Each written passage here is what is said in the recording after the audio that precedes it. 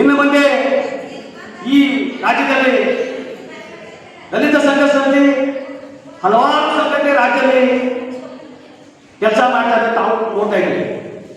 ಆದರೆ professor B Krishnappa ಸ್ಥಾಪಿತ ಸಂಘಟನೆಯ 71-76 ದಶಕದಲ್ಲಿ ದಲಿತ ಸಂಘ ಸಮಿತಿಯ ಈ ರಾಜ್ಯಕ್ಕೆ ತಂದಂತ ಮಹಾನಾಯಕ ಪ್ರೊಫೆಸರ್ ಬಿ ಕೃಷ್ಣಪ್ಪನವರು ಇಷ್ಟೊಂದು ಜನರ ಮಧ್ಯೆ ಈ ಒಂದು ಸಮಾಲೋಚನಾ ಸಭೆಗೆ ನಮ್ಮ ನಾಯಕರು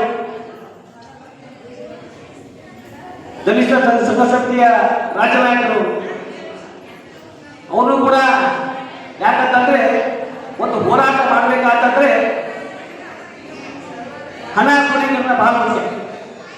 ಅಂತ ಸಂದರ್ಭದಲ್ಲಿ ನನ್ನ ವಿಜಯಪುರ ಜಿಲ್ಲೆಗೆ ಗುರುತು ಚಂದ ಮಾಧ್ಯಮದ ಪ್ರತಿನಿಧಿ ಯಾರಾದ್ರೆ ಅದು ಪ್ರಕಾಶ್ ಬೆನ್ನೂರು ಮತ್ತು ರಾಜು ಗಣೇಶರು. ನನ್ನ ಈ ಸಂಘಟನೆಗೆ ಬೆಂಬಲ ನೀಡಿದ್ದು ಪ್ರಕಾಶ್ ಬೆನ್ನೂರವರು